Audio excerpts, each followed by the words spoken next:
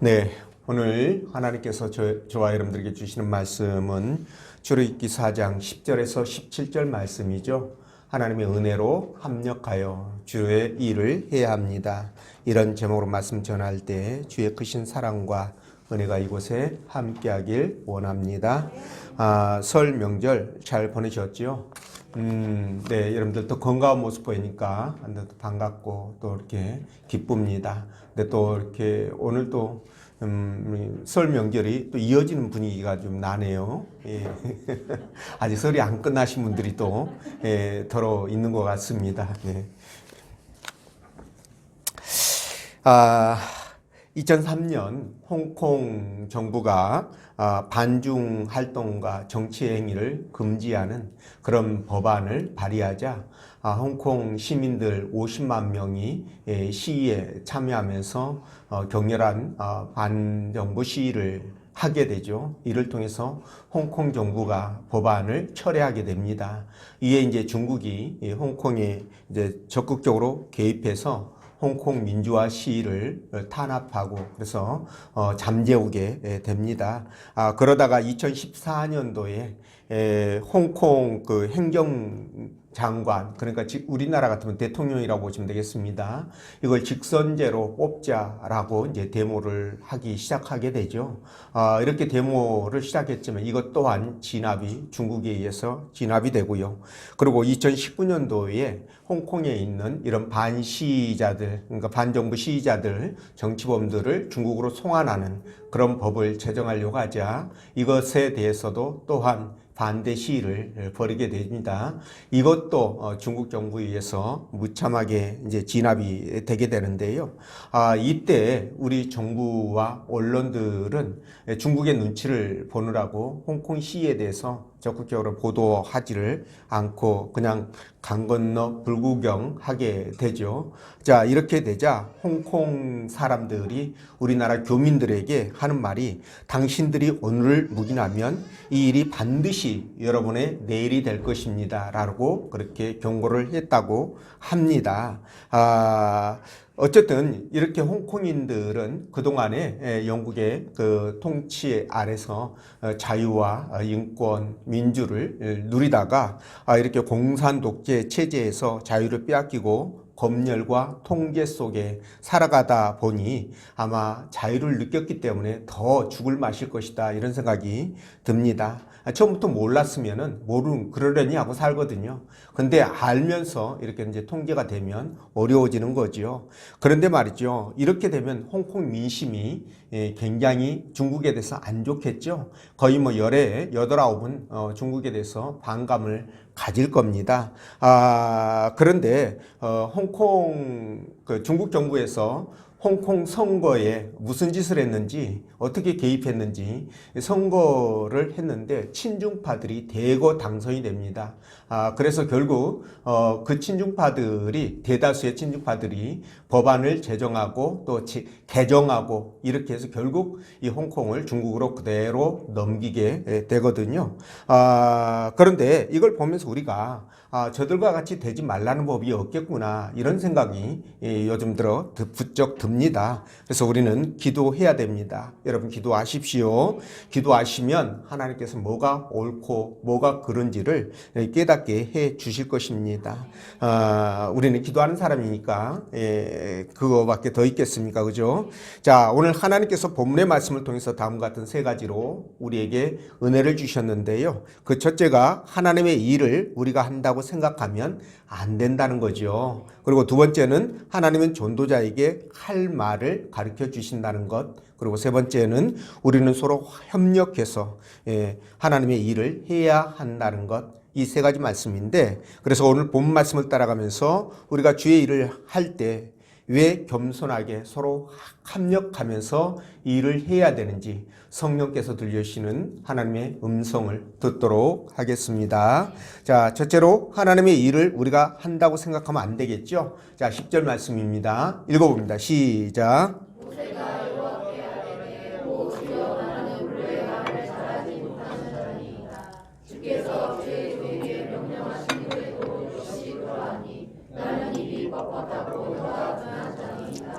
아멘. 자, 요셉과 야곱이 애굽으로 내려가서 고센 땅에 정착한 지 언 400년의 이상의 시간이 흐르게 되죠. 자, 그러자 이제 이스라엘 백성들이 떠날 때가 된 것입니다.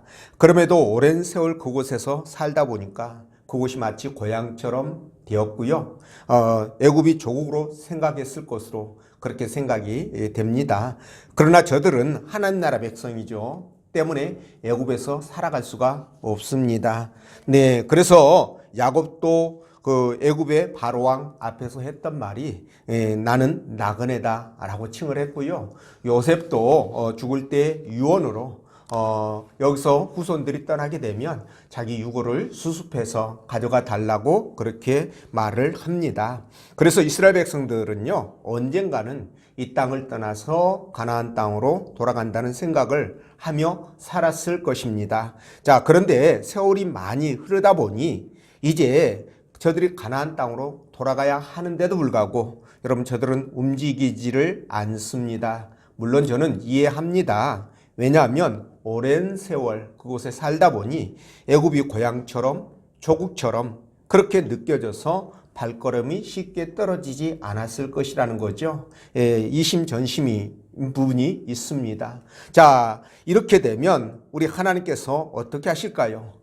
가나안 땅으로 백성들을 이끌어 가셔야 되는데 이렇게 움직이지 않으려고 한다면 어떻게 하겠습니까? 그들이 움직이게 만들면 되겠죠. 자, 그 방법이 뭐냐? 바로 애굽 땅이 진절이 나게 싫게 만들어버리면 되는 겁니다. 자, 그래서 바로 왕이 저들이 감당치 어려울 정도로 노동의 강도를 높이게 되죠. 거기에다가 그것도 안 되니까 새로 태어나는 신생 남아 아이들을 모조리 죽입니다.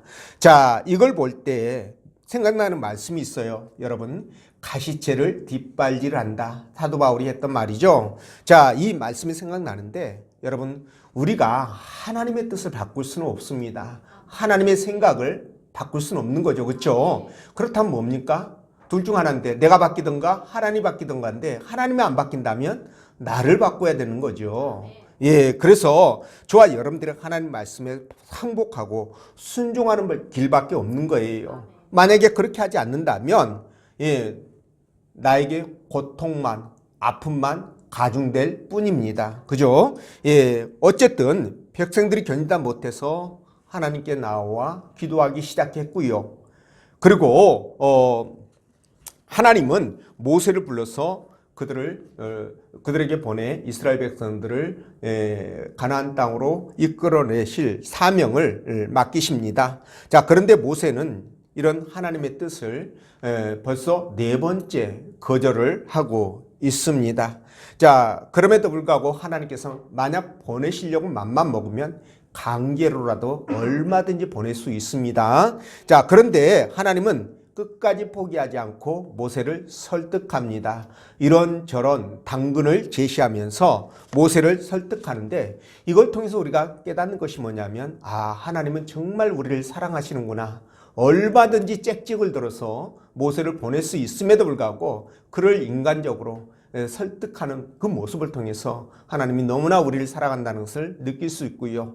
또 하나는 하나님께서 우리의 인권과 그리고 자유를 정말 보장해 주시는구나 라는 것을 느낄 수 있습니다. 자, 그래서 기독교는요, 자유와 인권 그리고 민주, 평화 이런 것들을 지향하는 그런 종교 아니겠습니까? 그렇죠? 예, 근데도 아까 제가 홍콩에서 공산당, 중국 공산당들이 개입해서 어떤 짓을 했는지를 말씀드렸는데 이 공산당들 그리고 사회주의자들은요, 절대 이런 인권이나 자유나 이런 민주나 이런 가치를 중요하게 생각하지 않습니다. 물론 그들도 겉으로는 이 얘기를 굉장히 많이 하면서 정말 잘 지키는 것처럼 얘기하지만 그들이 가지고 있는 잣대는 두 가지죠. 인권, 자유, 존중을 해줄 수 있는 자와 존중을 안 해줄 자로 구분하고 있다는 거 여러분들이 꼭 아셔야 됩니다.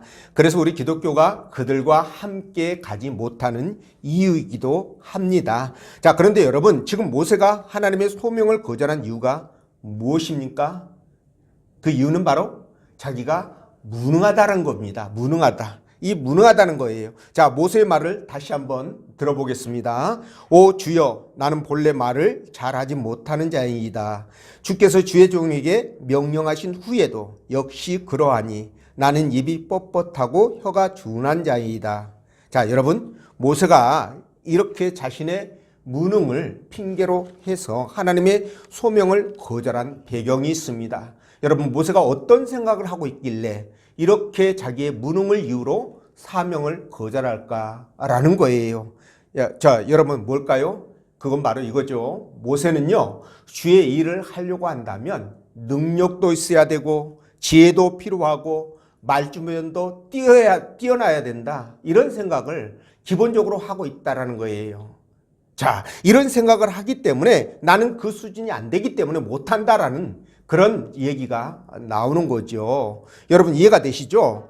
혹 여러분들도 주의 일을 하거나 복음을 전할 때 그에 걸맞는 능력이나 재주가 있어야 된다라고, 말주변이 필요하다라고 그렇게 생각하신 적은 없는지요? 만약 이런 생각들을 했다고 한다면 어떻게 될까요? 바로 모세와 같은 지극히 인본주의적인 생각을 하고 있다라고 여러분들이 스스로 생각해도 맞을 것 같습니다. 예, 그런데 말이죠. 여러분, 이렇게 생각하는 것은 하나님을 오해한 거예요. 예, 오해한 겁니다. 자, 이런 생각은요, 하나님의 능력을 현저하게 제한하는 거예요. 무슨 뜻인지 아시겠죠? 그리고 나아가 하나님을 정말 하찮은 그런 잡신 수준으로 격화시킨다는 것도 여러분들이 아셔야 됩니다. 자, 근데 여러분들도 아시다시피 우리 하나님은 어떤 분이십니까? 자, 그분의 능력은 측정 불가입니다. 여러분도 동의하시죠?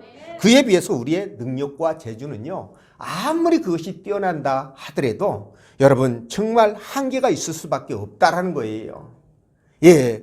요즘 과학이 눈부시게 발달해 가지고 여러분 우리 작은 이 핸드폰 있잖아요. 이 안에 탑재된 AI에게 무엇을 물어봐도 아주 정확한 답을 신속하게 알려줍니다. 아무리 어려운 정치, 시사 이런 걸 물어봐도요. 예, 지가 가지고 있는 그 방대한 데이터를 기본으로 해가지고 신속한 답을 내놓게 되는데요. 정말 인간이 이렇게까지 머리가 뛰어난 존재인가라는 것을 한번 생각을 해보게 하는 그런 부분입니다. 자, 이런 AI를 만들고 달나라를 가고 그리고 무한한 우주를 탐험하는 그런 업적을 이루어낸 그런 인간들이라고 할지라도 여러분 가뭄이라든가 홍수라든가 그죠? 또는 뭐 지진이라든가 해일이라든가 이런 것들 말이죠. 이런 것들 앞에서는 자연의 무쌍한 변화와 그리고 재해 앞에서는 속수무책이라는 거예요. 아무리 뛰어난 사람이라고 할지라도 할 수 있는 게 없다라는 겁니다.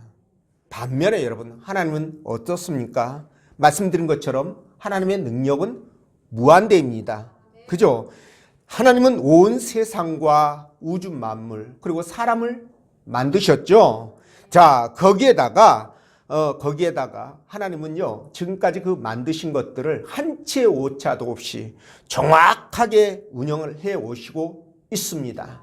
그리고 태초로부터 지금까지 오고 가는 수많은 인간들, 수많은 사람들, 각 개개인의 삶과 인생 전체를 동시에 장악하시고 그리고 움직이시는 최고의 능력자시라는 거예요. 여러분, 우리가 이것을 생각한다면 우리가 주의 일을 하는 데 있어서 여러분 내 지혜와 내 능력을 앞세우지는 못할 것입니다. 그렇지 않겠습니까? 예, 앞세운다는 그 자체가 만용이고 교만이고 아주 무모한 발상이다 라고 말씀드릴 수 있을 것 같아요. 하나님의 일은요 하나님께서 이루어 가시는 거예요.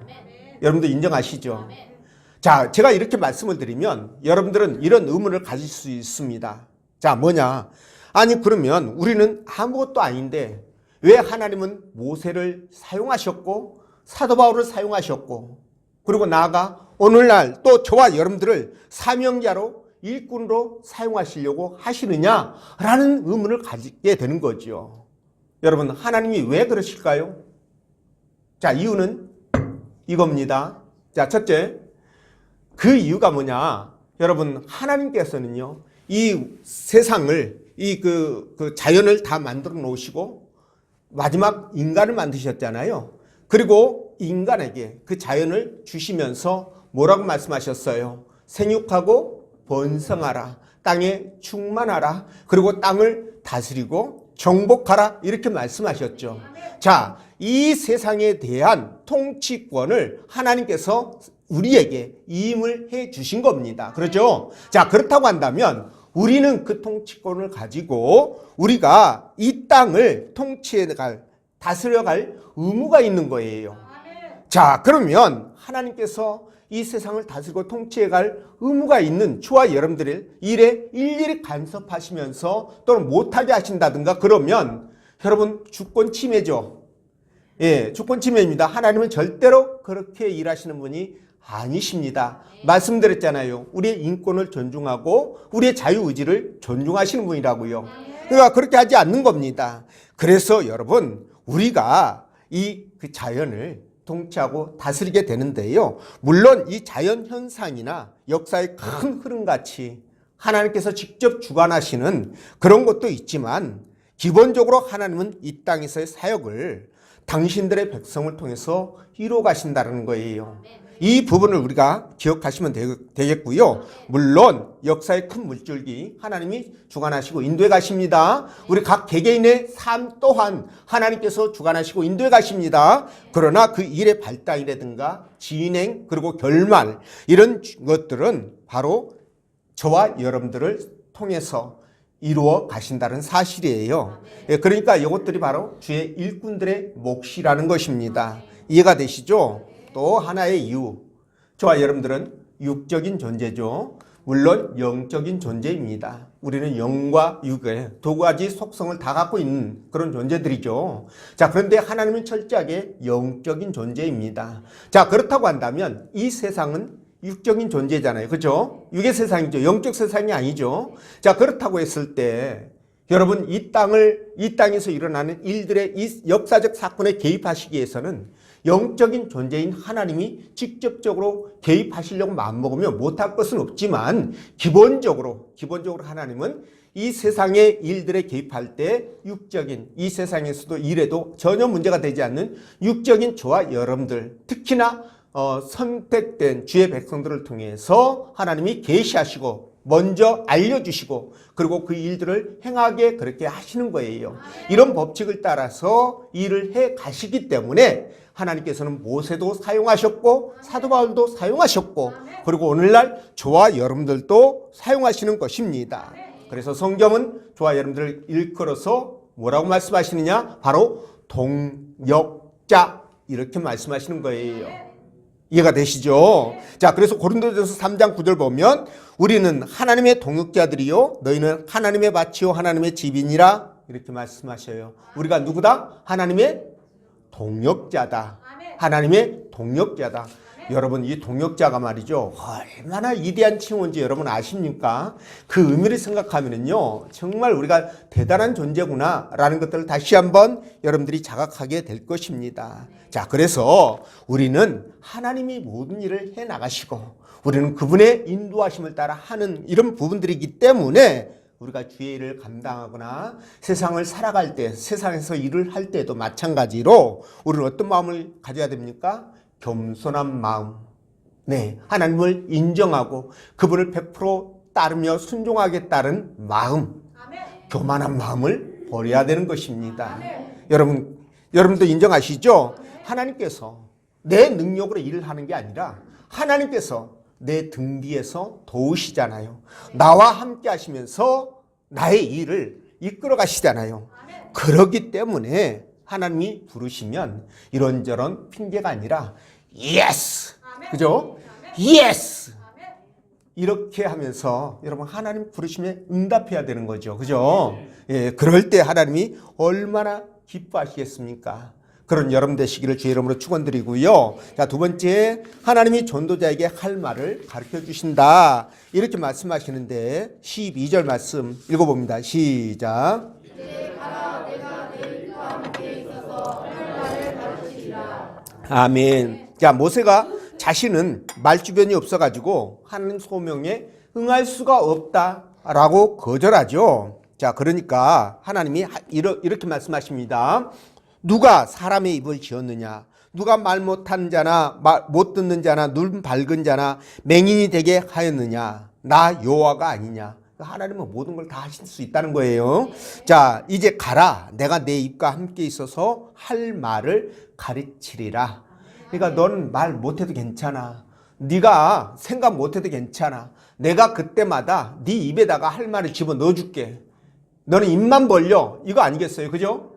예, 이렇게 하나님께서 모세에게 확신을 주게 되는데요. 자, 그래서 이 말씀은 단지 그때 당시 모세에게만 하신 말씀이 아니라 오늘날 저와 여러분들에게도 똑같은 말씀으로 작용하고 있다라는 겁니다. 이해가 되시죠? 자, 여러분, 그래서 하나님은 당신의 말씀을 전하는 사람들과 함께 하시고요. 그리고 그들이 할 말을 친히 가르쳐 주신다. 이렇게 분명하게 말씀하셨어요. 그래서 우리가 말이죠, 복음을 전하거나 주의 말씀을 선포하거나 주의 일을 감당하거나 그럴 때 걱정할 이유가 전혀 없습니다. 여러분들의 능력이 스스로 생각할 때 안 된다, 된다 이런 것에 연연할 이유가 없다라는 거예요. 하나님께서는 우리가 복음을 전할 수 있도록 주의 일을 감당할 수 있도록 때를 따라서 그 일을 할 수 있는 모든 것들을 주께서 준비하시고 말씀까지 넣어주신다라고 그렇게 말씀하기 때문에. 그런데 여러분들도 아마 이런 경험들을 해보셨을 겁니다. 가까운 지인들에게 복음을 전할 때 말이죠, 나도 모르게 말이 막 술술술 나온 그런 경험들 있죠. 네, 한 2번 계시고 나머지는 복음을 안 전하다 보니까, 그죠? 이런 경험을 전혀 못하는 거예요. 예, 한번 해보십시오. 하나님께서 여러분들의 입술을 주장해서 아마 이런 경험들을 해주게 될 겁니다. 그때 여러분들이 아니 내가 언제부터 이렇게 말을 잘했지? 내가 어떻게 그런 말씀을 알고 있었지? 막 그러면서 우쭐하거나 그러면 돼요? 안 돼요? 안 되죠. 왜 안 됩니까? 하나님이 일러주셨잖아요. 오늘 말씀하시잖아요. 하나님이 일러주셨다고. 그러니까 여러분들이 내가 이러면 안 된다는 거예요. 하나님께 영광, 그죠? 하나님께 영광을 올려드리면 되는 겁니다. 저도 마찬가지예요. 말씀을 준비할 때 아니 내가 어떻게 이런 말씀을 알아냈을까? 막 이렇게 생각이 들 때가 있고요. 어떨 때는 막 소름이 쫙 돋을 때도 있어요. 말씀 속에서 막 그런 경험들을 하게 되는데, 이럴 때 저는 어떻게 생각해야 됩니까? 와, 내가 이대하다. 와, 나는 똑똑하고 나는 훌륭하다. 와, 나는 대단해. 나는 보통 목사가 아니야. 이렇게 생각하면 될까요? 안 될까요? 여러분들 갑자기 그냥 앵꼬가 났습니까? 앵꼬 일본 말이네요. 그죠? 네. 그럼 그러면 안 되죠. 예, 겸손하게 하나님 감사합니다. 저에게 이런 지혜를 주시고 이렇게 깨닫게 하시고 알게 하시니 감사합니다. 이렇게 해야 되는 거예요. 이해가 되시죠? 자, 그래서 마태복음 10장 19절 20절에서 이거 주님이 직접 하신 말씀이에요. 너희를 넘겨줄 때에, 너희를 공에 넘겨줄 때에 어떻게 또는 무엇을 말할까 염려하지 말라. 어떻게 말할 것인지, 무슨 말을 해야 될 것인지 염려하라 하지 말라? 하지 말라. 왜? 그때에 너희에게 할 말을 주시리니, 말하는 이는 너희가 아니라 너희 속에 말씀하시는 이 곧 아버지의 성령이시니라. 성령께서, 우리 안에 계신 성령께서 때에 따라 적절하게 무슨 말을 또는 어떻게 그 방법까지 알려주신다라는 거죠. 그러니까 저와 여러분들은 걱정할 이유가 전혀 없다라는 거예요. 그리고 내가 잘났다라고 지혜롭다라고 우쭐거리거나 뻐기거나 그럴 필요도 없다라는 겁니다. 이해가 되시죠? 이것뿐만이 아닙니다. 여러분, 에레미야 1장 9절 보면 여호와께서 그의 손을 내밀어 내 입에 대시며 여호와께서 내게 이르시되 보라 내가 내 말을 내 입에 두었노라. 이렇게 말씀하시는데요. 여러분, 여호와께서 에레미야 선지자를 부르자 에레미야가 거절합니다. 어떻게 거절하느냐? 슬프도소이다 주 여호와여 보소서 나는 아이라 말할 줄을 알지 못하나이다. 누구하고 똑같아요? 모세. 그렇습니다. 모세와 똑같이 이렇게 거절하죠. 변명하죠. 그러니까 하나님도 대응할 때 누구 때와 똑같이 하면 됩니까? 모세 때와 똑같이 대응하면 되겠죠. 그래서 하나님께서 말씀하시죠. 너 가만히 있어. 내가 네 입을 주장해서 내가 말 다 할 테니까 너는 가만히 있어. 이렇게 말씀하시는 거예요. 그래서 우리 또한 말주변이 없다고요. 또 성경 지식이 부족하다고 주의 일을 못한다고 하거나 복음을 전하지 못한다고 하거나 그래서 여러분들이 주저하거나 두려워할 이유가 있다 없다? 없다라는 거예요. 없다라는 겁니다. 그러니까 하나님께서 다 아신다는데 우리가 우리의 능력을 따진다면 제가 말씀드린 것처럼 하나님을 여러분 무시하는 거죠. 그렇죠? 하나님의 능력을 폄하하는 겁니다. 제한하는 겁니다. 이래서는 안 된다는 거예요. 그래서 하나님은 저와 여러분들에게 모든 것을 할 수 있는 조건을 먼저 주십니다. 먼저 주셨고 우리가 그것을 행할 때 능력으로 나타나는 거예요. 잠재되어 있던 능력이 내가 행동으로 옮길 때 나타나거든요. 자, 여러분 요단강물을 건너가야 되잖아요. 가나안 땅으로 들어가기 위해서 요단강이 막 넘치도록 넘실됩니다. 자, 그곳에 하나님께서 이미 작업은 해 놓으셨습니다. 이제 누가 행동을 보여줘야 됩니까? 이스라엘 백성들이 그걸 행동으로 보여줘야 될 때입니다. 자, 이스라엘 백성들 제사장들이 법궤를 메고 그 넘실대는 물속으로 발을 풍덩 집어넣으면서 들어가기 시작하죠. 어떤 일이 벌어집니까? 그렇죠. 요단강물이 말라버리는, 그죠? 바닥이 드러나는 기적이 일어나는 거예요. 그래서 하나님은 이미 저와 여러분들에게 능력과 기적을 허락하셨어요. 그것을 진짜 기적으로 만드느냐 만들지 못하느냐는 것은 바로 저와 여러분들의 믿음이라는 겁니다. 행동이라는 거예요. 이해가 되시죠? 믿음을 행동으로 옮길 때 그런 역사와 능력이 나타나는 것입니다.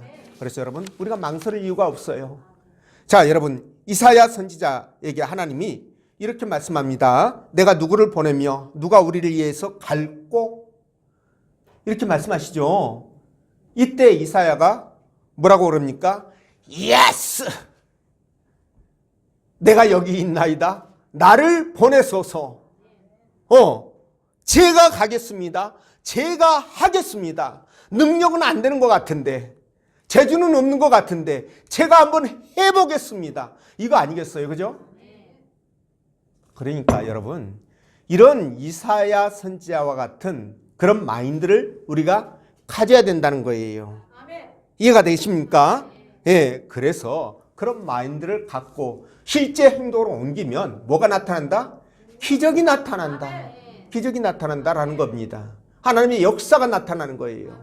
그래서 여러분들이 정말 이런 역사들을 삶 가운데서 경험하고 살아가시기를 부탁을 드리고요. 자, 세 번째, 우리는 서로 협력하여 하나님의 일을 해야 한다. 이렇게 말씀하시는데 15절, 16절 말씀 읽어봅니다. 시작. 너는 그에게 말하고 그에게 할 말을 주라. 내가 내 입과 그의 입에 함께 있어서 너희들이 행하는 일을 가르치리라. 그가 너를 대신하여 백성에게 말할 것이니 그는 내 입을 대신할 것이요 너는 그에게 하나님같이 되리라. 아멘. 자, 하나님께서 이 말씀을 하신 배경이 있습니다. 자, 하나님께서 모세에게 네 번째로 가라고 하면서 모세가 거절하니까 뭐라고 말씀하시냐면 내가 네 입에 있는 말을 다 넣어줄게 이렇게 얘기를 한 거예요. 자, 그럼에도 불구하고 모세가 이제 다섯 번째 또 거절을 합니다. 그렇게까지 하시는데 모세가 뭐라고 그러냐? 보낼 만한 자를 보내소서. 이제 핑계거리가 없으니까 그냥 덮어놓고 하나님 아무나 그냥 보낼 만한 사람 하나님이 알아서 나 빼놓고 그냥 보냈어요. 이 말 아니에요. 그죠? 하나님이 열받으시죠. 자, 이 정도 다섯 번까지 하나님이 참으시면 많이 참으신 거예요. 여러분들도 그러니까 누가 이렇게 얘기가 안 통하면 다섯 번까지는 참아 주십시오. 여기서 아마 두 번 넘기기 힘들 분들 상당히 많이 계실 것 같은데 그럼 다섯 번까지 하나님도 참아주시는데, 그죠? 자, 그렇게 해서 네 형 아론을 붙여줄게. 가! 이렇게 말씀하신 거예요. 자, 근데 말이죠. 이렇게 다섯 번이나 밀당을 강행하는 모세도 대단하지만 자, 그걸 끝까지 참고 그를 설득해서 결국 보내시는 하나님의 인내심 또한 대단하시다. 이런 생각을 해봅니다. 자, 여러분, 근데 모세가 자신은 말주변이 없다고 소명을 거절했잖아요. 예, 근데 하나님께서 이때 내리신 조치가 뭐예요? 동역자를 붙여주시는 거예요. 누굽니까? 그의 형 아론. 아마 이 말씀을 보면 아론의 말변이 굉장히 좋았던 것 같습니다. 말을 기깔나게 잘했던 것 같아요. 그렇죠? 예, 그래서 대충 누구하고 얘기하면 막 설득도 하고 말로 이렇게 밥 먹고 살아도 될 만큼 그렇게 말을 잘했던 것 같은 느낌이 드는데, 자, 이제 모세와 아론은 한 팀이 되었습니다. 이제 둘이 서로 마음을 합심해서 합력하여 주의 사명을 감당해 가야 될 그런 이제 처지가 된 것입니다. 자, 여러분, 이걸 통해서 말이죠, 우리가 깨닫는 게 있어요. 여러분, 저와 여러분들, 사람은 기본적으로 불완전하잖아요. 그리고 한계가 있습니다. 하나님은 완벽하신데 우리는 너무나 불완벽한 존재라는 거죠. 그래서 여러분, 우리 아무리 똑똑하고 잘난 사람도 잘한 부분이 있어요. 예, 잘 아는 부분이 있습니다. 그러나 반대로 모르는 부분도 있고 잘 못난 부분도 있어요. 능력이 안 되는 게 있단 말입니다. 그런데 저 사람은 공부를 못해, 미련해, 둔해. 근데 다른 방향으로 운동을 잘한다든가, 그죠? 예술을 잘한다든가 이런 방향으로도 뛰어나지 않았습니까? 그러면 여러분, 이런 사람들이 각각이 한 사람 한 사람 이렇게 어떤 일들을 해 나가는 것보다도 함께 팀을 만들어서 몇 사람이 또는 수십 명이 팀을 만들어서 함께 일을 해 나간다면 어떻게 될까요? 그 시너지 효과는 엄청나겠죠. 한 사람이 100을 만든다면 10사람이 했다 그럼 1000이 나와야 되는데 많이 나올 거라는 얘기예요.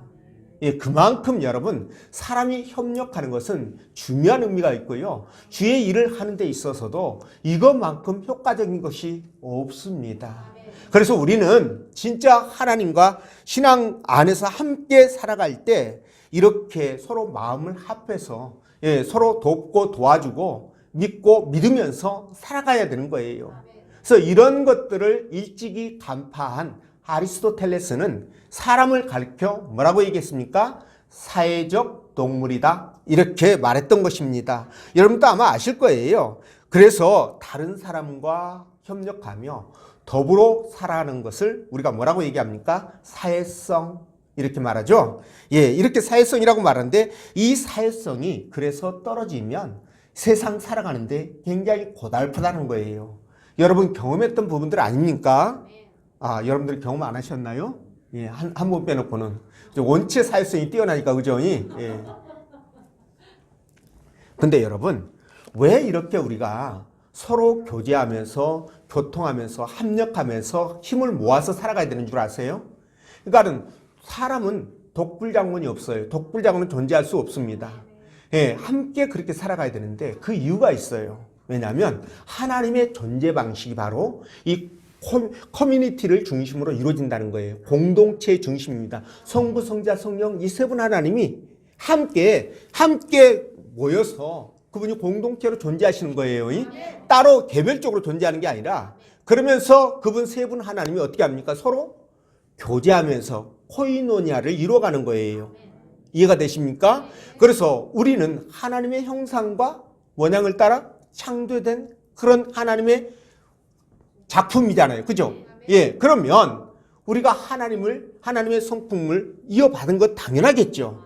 그래서 우리도 하나님처럼 공동체로 커뮤니티를 이루면서 코이노이아를 하며 살아가도록 그렇게 창조가 됐어요. 그래서 우리는 혼자 살아갈 수가 없는 겁니다. 아십니까? 그래서 우리는 함께 협력하고 함께 살아가야 돼요. 이게 성경적인 부분입니다. 자, 그래서 사람을 사랑해야 되고요. 사람을 존중해야 되고요. 사람을 이해하고 섬길 수 있어야 되는 거예요. 이게 기본 마인드가 돼야 되는 겁니다. 그런데 말이죠, 조금 병리적 현상이라고 볼 수 있습니다. 이거 여러분, 그 사람들이 애완동물 있죠, 이렇게 막 가족처럼 대하는 경우들이 있습니다. 근데 여러분, 이거 성경적인 부분에서 보면 잘못된 현상이라고 보셔야 됩니다. 물론 제가 애완동물을 그렇게 사랑하고 그렇게 하는 것을 저는 마음으로는 심정적으로는 이해를 합니다. 왜 그런지 저 충분히 이해해요. 그러나 저는 그 부분에 대해서 공감할 수는 없어요. 공감할 수는 없습니다. 무슨 개새끼를 뭐죠? 유모차에다가 태우고 다니질 않나? 개 유모차가 있더라고요, 보니까. 죽으면 무슨 장례식을 치르질 않나? 나 미치겠어요. 여러분, 그게 왜 그렇게 됐습니까? 이 원래 짐승에게 쏟아야 될 사랑을 사람에게 쏟는 거예요. 하나님 그렇게 우리를 하라고 만들어 놨지 않습니까? 근데 사람에게 쏟아야 될 사랑을 짐승에게 쏟는다? 이거는 짐승을 사랑하지 모르니까 목사님이 짐승 사랑하지 않으니까 그렇게 말씀하시는 거예요 라고 말할지 모르지만 저는 성경적인 관점에서 얘기를 하는 겁니다. 성경은 짐승을 사랑하라 라고 한 적이 없습니다. 짐승은 우리의 먹이로 주신 거예요. 목사님 너무 막 나가는 거 아니에요? 아주 성경을 가지고 얘기하는 거예요. 예. 하나님께서 노아에게 주신 겁니다. 노아 홍수 이후에 먹을 거리로. 그렇기 때문에 여러분 이게 이제 병리현상이다 저는 생각하는데, 그래서 여러분 우리가 하나님을 따라서 형상과 모양을 따라서 창조되었다고 한다면 우리는 사람들과 함께 관계 속에서 살아가야 돼요. 그래서 여러분 교회의 기능 중에 5대 기능이 있잖아요. 이 5대 기능 중에 하나가 바로 코이노니아, 교제입니다. 여러분 교제. 교제를 그렇게 중요시하게 생각을 하는 거예요. 기독교에서는요. 그래서 여러분 기독교 공동체 내에서 교제가 없는 사람들이 있습니다. 가끔 가다가 이런 분들 절대 여러분 신앙이 건강하다고 볼 수 없어요. 건강한 신앙인은 이 교회 공동체 내에서 서로 교제하면서 서로 이렇게 뭐랄까요? 주고받으면서 그죠? 애정을 나누고 사랑을 나누고 서로 섬기고 이렇게 살아가는 거예요. 협력해서 선을 이루어야 되는 겁니다. 그게 우리 기독교 정신이에요. 그래서 우리 주님도 말이죠. 복음을 전하러 제자들을 파송할 때 따로따로 혼자씩 보내지 않았죠. 어떻게 했습니까? 둘씩 짝지어서 그죠? 함께 보냈어요. 그리고 사도 바울도 복음을 전하러 1차, 2차, 3차, 4차 이렇게 다니실 때 혼자 다니지 않았습니다. 항상 누가 함께 했습니까? 옆에 동역자들이 함께 했습니다. 이거 생각하면 이 교제의 중요성이 너무나 크고요. 그리고 이 함께 협력해서 선을 이루어가는 것이 얼마나 중요한지를 알 수 있습니다. 물론 이 과정에서 갈등과 미움, 다툼, 시기, 질투 있을까요? 없을까요? 있습니다. 아무리 은혜가 있고요. 믿음이 좋아도 이거 분명히 있습니다. 왜냐하면 우리는 그런 존재예요. 그래서 하나님을 의지하는 거잖아요. 그런 존재이기 때문에 있어요. 근데 여러분 세상 사람은 결국 지옥 가잖아요. 그러니까 그들은 별짓을 다 하고 가야 덜 억울할 거 아니에요. 그래요, 안 그래요? 그렇습니다. 자, 그런데 우리는 어디 가는 사람들이에요? 천국 가는 사람들. 자, 그렇다고 한다면 여러분 어떤 마음을 가져야 됩니까? 그게 죽고 사는 문제가 아니라고 한다면, 여러분 제가 죽고 사는 문제까지 여러분들에게 그렇게 하라고 하지 않겠습니다. 죽고 사는 문제가 아니라고 한다면 어떻게 해야 될까요? 어떻게 해야 될까요? 형제를 사랑해야 되겠죠. 품고 이해하고 섬겨야 되겠죠. 그렇게 해야 됩니다. 여러분 예수 믿는 이 교회 공동체 안에서 나쁘기고 이렇게 미워하고 시기질투하면서 살아가면 절대 안 되는 이유가 또 하나 있어요. 그게 뭐냐면 여러분 천국 가면 끝나야 되잖아요. 완전히 얼굴 안 봐야 되잖아요. 그렇죠? 근데 유감스럽게도 천국 가서도 계속 얼굴을 봐야 되는 거예요. 특히나 이 교회 공동체 중심으로 얼굴을 봐야 되는 거예요. 그러면 여러분 천국은 끝이 있어요, 없어요? 그쵸, 영원이죠. 근데 여러분 여기서 얼굴 키우고 가가지고 거기서 영원토록 그 얼굴을 매일 봐야 되는데, 시도 때도 없이 봐야 되는데 여러분 어떻게 표정 관리 하시겠어요? 어떻게 그 상대방의 눈동자 쳐다볼 수 있겠습니까? 자, 그렇다고 한다면 여기서부터 어떻게 해야 될까요? 미리 정지 작업해야 되겠죠? 정지 작업해야 됩니다. 그래서 여러분 왼수를 만들지 마십시오. 믿지 않는 세상 사람들, 저 사람 지옥 가는 사람이다 그러면 왼수 만들어도 되겠네. 맞나요? 그래요. 아닐 수도 있고 맞을 수도 있고, 냉정하게 그냥 생각하면 맞는 거예요. 근데 심정적으로 주님의 마음을 갖고 생각하면 안 맞는 것 같아. 그죠? 예, 그러니까 여러분 이런 걸 생각하면서 여러분 진짜 우리가 한 믿음 안에서 한 하나님 안에서 한 믿음으로 그죠? 믿음도 하나고 하나님도 한 분이시잖아요. 그 안에서 우리가 하나가 되어야 되는 겁니다. 그렇게 하면서 일을 해 나갈 때 사역을 감당할 때 또 세상 일을 해 나갈 때도 여러분 시너지 효과가 엄청나게 상승하는 거예요. 그럴 때 정말 훌륭한 결과를 만들어낼 수 있죠. 자, 갈라디아서 6장 2절 말씀 읽고 끝내겠습니다. 너희가 짐을 서로 지라 그리하여 그리스도의 법을 성취하라. 아멘. 아멘입니다. 기도합니다.